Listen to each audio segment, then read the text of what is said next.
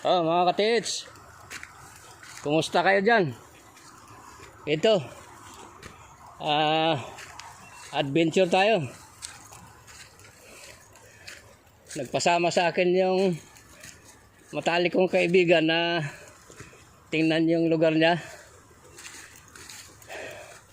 So hindi na lang ako magbanggit kung saan lugar ito. Basta ito ay part ng ng yung exactly location hindi ko na sabihin. Nasa part tayo ng Bataan.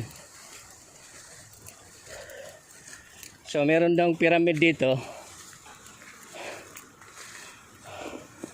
Sabi sa akin ni Brother Winston. At ayun nga, may naramdaman din sila na tendency rito. Nakakaiba. So nandito tayo ngayon. Papunta tayo sa Y position na ilog. So kumusta kayo mga ka-treasure hunter, mga ka-TH?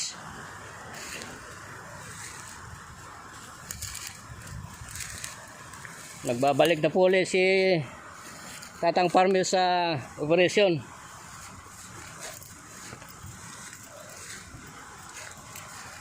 At magkakaroon ako ng regrouping. So ayan na po. Ayan yung ilog na yung papunta sa kanan.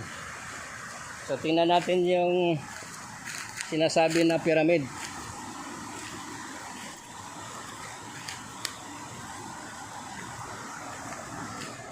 Y position po ito, nagsanga po to dito.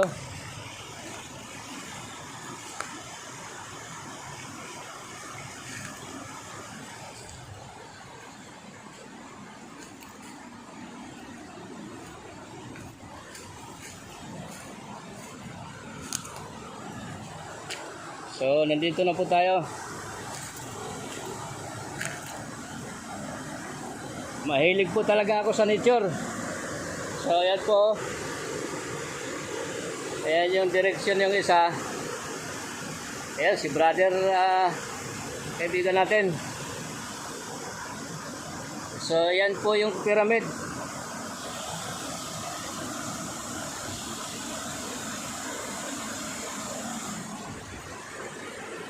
Ganda po ng pyramid formation.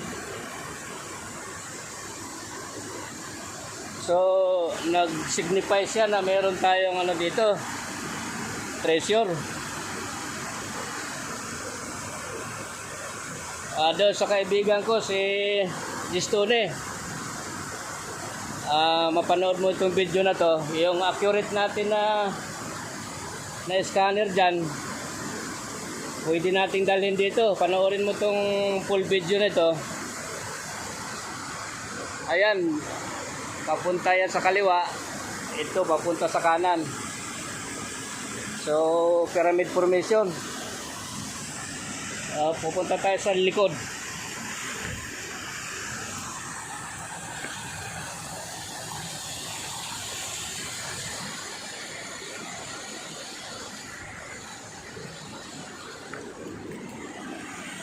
So ayan,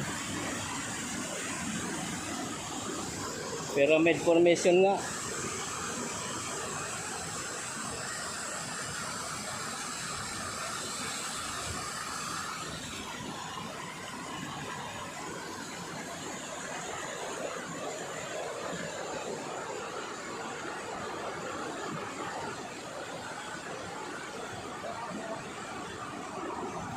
Kasi yung nagturo din yun, bato na yun, turo din yan. Pag umupo ka doon, partial na yan tinuturo na yan, yan pinapar down. May bar down dyan? Oo. Meron pala pong bar down dyan sa lugar na yan. So mayroon tayong century tree dito sa harap. At mayroong bato sa katabi. At doon sa taas, Yung pinagawa na natin, yung hina. Yung pinayuan natin, yung puan. Yun, ano natin eh. may pattern pala Halika rito. May pattern. Pagka i-pattern mo yung ganyan, Ayun na eh. Dito, dito yung sinasabi. Kaya nga, kasi ito nagtuturo rin ito, oh. Diyan din eh. Hindi, kung dyan din. Oh, diyan nga rin, oh. Diyan, kasi nakaupo ko dito, bro. Oh. Ang araw, nakaupo ko dito. Kaya, ang umupo ako dito, nag-meditate ako, diyan ang kaliwa. Ang lakas ng loob ng ano ko eh. Nag-pray ako. Doon eh. Uy, sabi ko, ba't ako tinuro doon? Hindi, may pattern nga siya eh. Kung i-pattern mo, pag ganyan, oh. Iyan. Ito. Nandun po yung dalawang malaking bato, oh. Sa taas. Meron pong pattern papunta rito sa isa na to. Kaya mo ba tumalon doon? Kasi dito yung mga mapa, oh. Ah.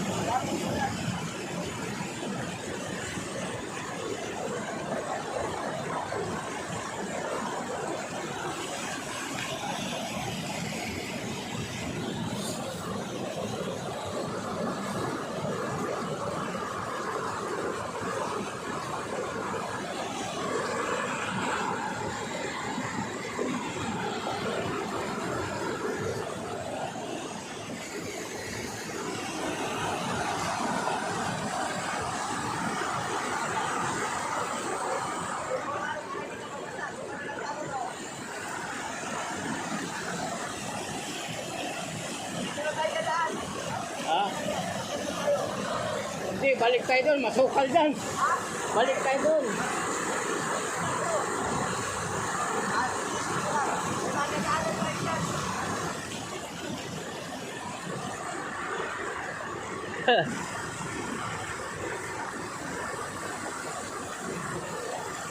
Madulas.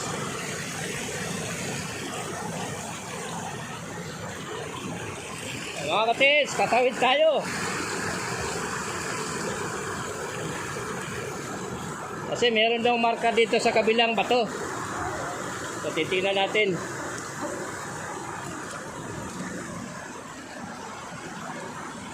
Mapapanood nyo to pag inoperate namin.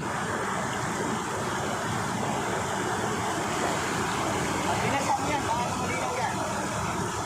Patay natin.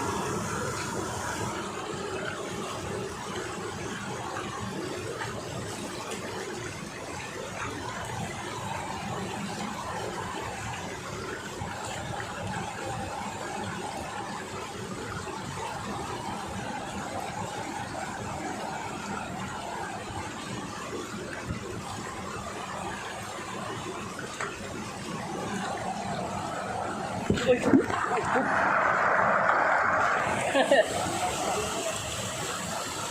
Muntik na.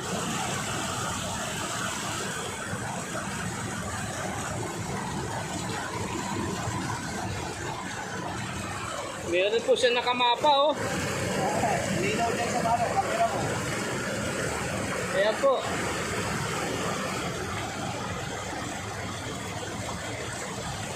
So, titingnan pa natin to kung anong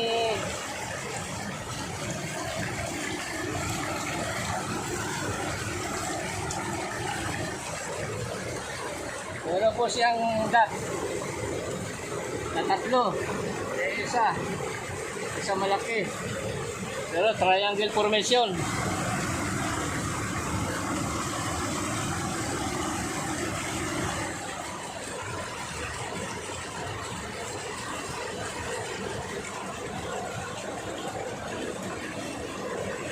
Stone map. May malaki. May malaking bato. Yung isa. Ito yung nasa taas. Kasi ito yung nandito.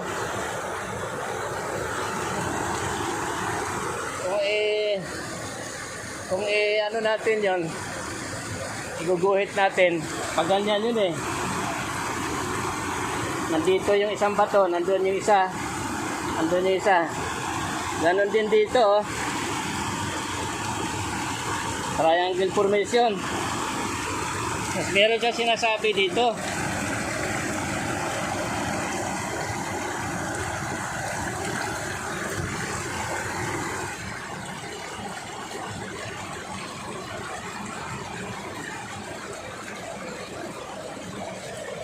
Parang plug hole po yung ano, yung bahagi na to, plug hole. Yan.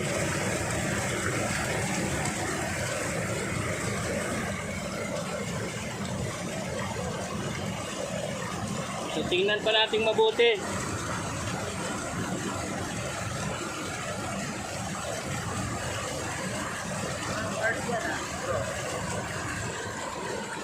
Hard yan. Ha? Alin? Hard yan. Yung ito. Ah, oo. Ito hard ito. Ito isa. Ano na yan? Nag-hard siya eh. Ito? Oo. Dito pa tumingin.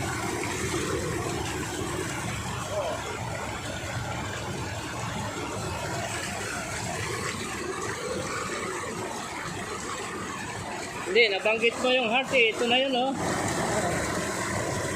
Ayan po, heart oh. Yan. Yan po yun, heart. Yan. Nabanggit si brother yung heart eh. So tingnan pa natin yung buong anggulo niyan. Kasi parang ito, kung gawin nating mata to, drawing, parang drawing. Gawin nating mata to, ano ito? Ito, katawan. Parang ano eh, mata. Ito yung katawan. Parang isda yata. Nga lang, meron siyang ano dito. So, i-analyze natin mabuti.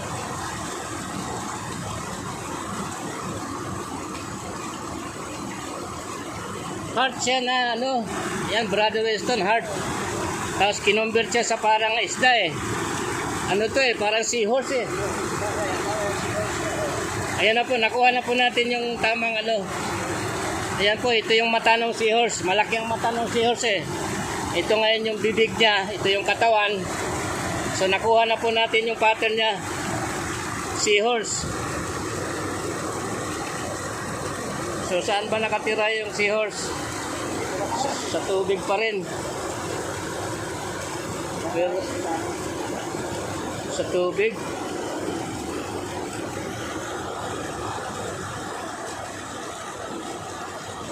Seahorse, di ba? Lino. Nakuha natin. So, nandiyan siya sa tubig.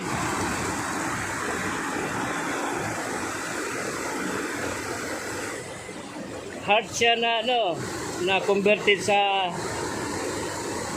seahorse. Ngayon, yung sign na heart, ano yan? Ang alam ko sa mga Koreano yan, pagka may iniwan silang mahalagang bagay, heart, kaya mahal nila yun eh, yung bagay na yun. So, yung seahorse, ay ano ito, nasa tubig din. So yan yung malaking bag down dyan, Brad. Oo. Yan tayo. Saka na lang natin anuhin. Diyan tayo dadaan ngayon. Mas malapit dito. Saglit lang tayo. Sige mga katits, putulin ko muna yung video dahil mahirap yung dadaanan namin. Wala tayong cameraman eh. Sige mga katits, maraming salamat sa atin. Nandito na po ako, nagbabalik. God bless po sa atin lahat.